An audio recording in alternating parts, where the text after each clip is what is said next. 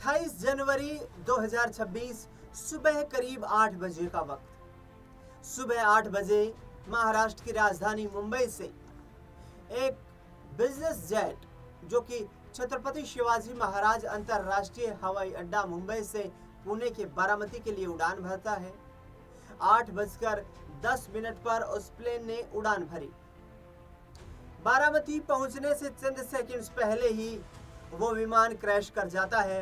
Baramati air strip पर landing करने से ठीक चंद सेकंड्स पहले विमान का पट्टी से उतर जाना, क्रैश कर जाना, आग लग जाना और उस आग में अजीत दादा पवार उनके साथ 5 अन्य लोगों का झुलस जाना महाराष्ट्र की राजनीति को झकझोर गया, महाराष्ट्र के आम लोगों को झकझोर गया। दरअसल चर्चा यह हो रही थी कि आखिरकार AAIB जो कि जांच करने की बात कर रही थी अजीत दादा पवार के उस घटनाक्रम की, प्लेन क्रैश की, वो जांच अभी प्रक्रिया में चल रही है। लेकिन जांच के बीच एक बड़ा खुलासा हुआ है, बड़ी रिपोर्ट सामने आई। दरअसल बता दूं मैं आपको यहाँ पर कि महाराष्ट्र के बारामती में हुए उस प्लेन क्रैश हादसे की जांच AAIB यानी कि एयरक्राफ्ट एक्सीडेंट इन्वेस्टिगेशन ब्यूरो ने एक यहाँ पर जानकारी साझा की है और उन्होंने कहा है कि क्रैश के दौरान प्लेन का black box, 2 flight recorder crash के बाद तेज गर्मी और आग लगने से क्षतिग्रस्त हो गए हैं। ब्लैक बॉक्स को ये माना जाता है कि जब कोई घटना घटित होती है उस दौरान की पायलट्स के बीच की बातचीत, ATC के साथ कन्वर्जेशन, वो तमाम ऑडियो बातचीत उस ब्लैक बॉक्स में रिकॉर्ड हो जाती हैं। लेकिन ये AAIB की जो रिपोर्ट सामने आई है इसमें ये कहा जा रहा है कि भाई आग लग गई और आग का तापमान, टेम्परेचर इतना भयंकर था कि उस आग में वो जो ब्लैक बॉक्स था वो भी जलकर राख हो गया, क्षतिग्रस्त हो गया। कोई डाटा वहां से मिलने की संभावना नजर नहीं आती है। बता दें आपको कि मिनिस्ट्री ने बताया कि प्लेन में लगे 2 इंडिपेंडेंट फ्लाइट रिकॉर्डर में शामिल डिजिटल फ्लाइट डेटा रिकॉर्डर का डेटा AAIB ने फ्लाइट रिकॉर्डर लेबोरेटरी में सफलतापूर्वक रिकवर करने की कोशिश की है, लेकिन रिकवर नहीं हो पाया है। अमेरिका की कंपनी की मदद भी ली जा रही है। एक्सपर्ट्स ने भी यहाँ पर अपनी राय व्यक्त की है, अपना सुझाव देने का प्रयास किया है और एक्सपर्ट्स भी इस रिपोर्ट की जो जानकारी है उससे हैरान है, परेशान है। एक्सपर्ट के मुताबिक 1100 डिग्री सेल्सियस टेम्परेचर में 1 घंटे तक यदि वो ब्लैक बॉक्स रखा जाए तो वो सुरक्षित रह सकता है। उससे ज्यादा वक्त तक यदि 1100 डिग्री टेम्परेचर पर वो रहे तो फिर वो क्षतिग्रस्त होने की संभावना हो जाती है। 260 डिग्री टेम्परेचर में 10 घंटे तक ब्लैक बॉक्स जो है वो उस तापमान को सहन कर सकता है, यानी कि डेटा उसमें सेव रह सकता है। लेकिन इससे ज्यादा वक्त तक यदि डेटा उसमें रहा और वो डेटा जो है वो जो टेम्परेचर है 250 डिग्री टेम्परेचर यदि क्रॉस कर गया तो फिर 10 घंटे से ज्यादा समय के अंदर वो क्षतिग्रस्त होने की संभावना रहती है। अब ये भी बताया जा रहा है कि बारामती में जो विमान क्रैश हुआ उस वक्त विमान की जमीन से कुछ ही फीट पर ऊंचाई थी, आग सीमित थी। ऐसे में ब्लैक बॉक्स का पूरी तरह जल जाना संभव नहीं नजर आता है। अब सवाल खड़े हो रहे हैं, सवाल शरद पवार के परिवार से ही खड़े हो रहे हैं। ब्लैक बॉक्स को लेकर जो जांच की जानी चाहिए थी, उस डेटा के आधार पर कन्वर्जेशन क्या हुई उसको लेकर जो जांच होनी चाहिए थी, उसको लेकर शरद पवार के परिवार में ही सवाल खड़े हो रहे हैं। शरद पवार के पोते और अजीत पवार के भतीजे रोहित पवार ने कहा है कि ब्लैक बॉक्स भीषण आग और धमाकों में सुरक्षित रह सकता है, लेकिन महाराष्ट्र की राजनीति में अब आगे आने वाले वक्त में क्या सियासी भूचाल आएगा, ये सबसे बड़ी बात है। यहां तक कि जब ये जानकारी सामने आई तो महाराष्ट्र की डिप्टी CM जो कि अजीत दादा पवार की जगह ले चुकी है, उनकी पत्नी सुनेत्रा पवार मुख्यमंत्री से मिलने के लिए पहुंच गई।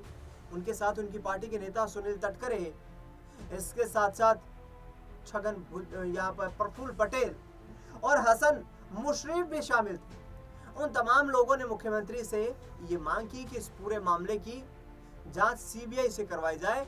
मुख्यमंत्री ने आश्वासन दिया है कि भाई केंद्रीय गृह मंत्रालय के समक्ष इस बात को रखा जाएगा और वहां से पूरी कोशिश की जाएगी कि इस मामले की सीबीआई जांच करवाई जाए कि आखिरकार ये पूरी घटना घटित हुई तो हुई कैसे, और आखिरकार पायलट्स और एटीसी के बीच में क्या कन्वर्सेशन अंतिम वक्त पर रही।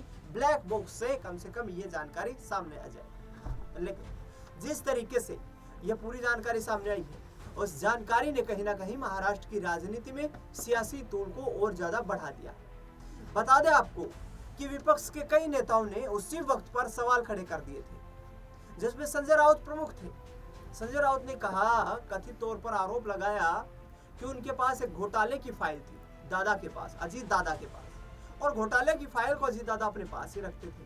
संभवतः यह भी आशंका संजय राउत ने जताई कि प्लेन में हो सकता है कि वो फाइल उनके पास ही हो, और अब इस हादसे के बाद वो फाइल भी जलकर राख हो गई है।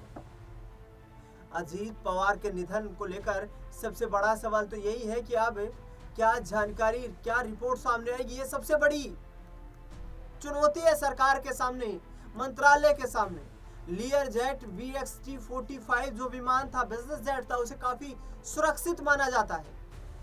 3500 किलोमीटर की जो उड़ान है वो एक बार में वो सफलतापूर्वक पूरा कर सकता है, इतनी क्षमता है उस विमान की। 800-850 किलोमीटर प्रति घंटे की रफ्तार से तय भी कर सकता है दूरी को।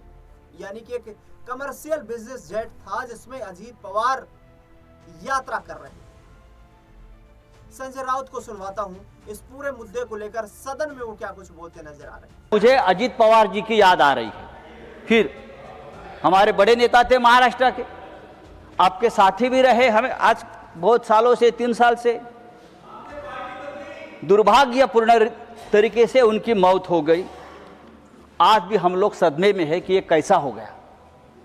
इतना एक दमदार आदमी, जिस तरह से उनकी मौत हो गई, दुर्घटना हो गई, आज भी हम लोग सदमे में।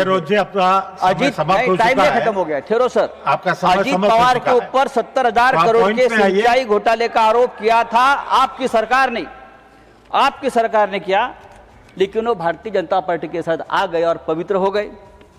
15 जनवरी को अजीत पवार जी ने एक बयान दिया था।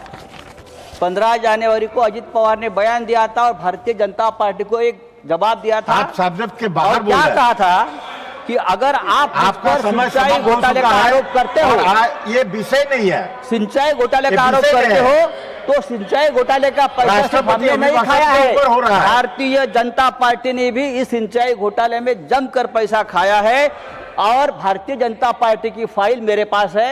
ये अजीत पवार का बयान 15 जनवरी को आया है और उसके बाद 10 दिन बाद अजीत पवार की विमान दुर्घटना में मौत होती है। देखिए, मैं आरोप नहीं कर रहा हूं, लेकिन ये मौत रहस्यपूर्ण है। आपके ऊपर आरोप किया, फाइल कहां है? मेरी जानकारी है कि अजीत पवार वो फाइल हमेशा अपने साथ रखते थे।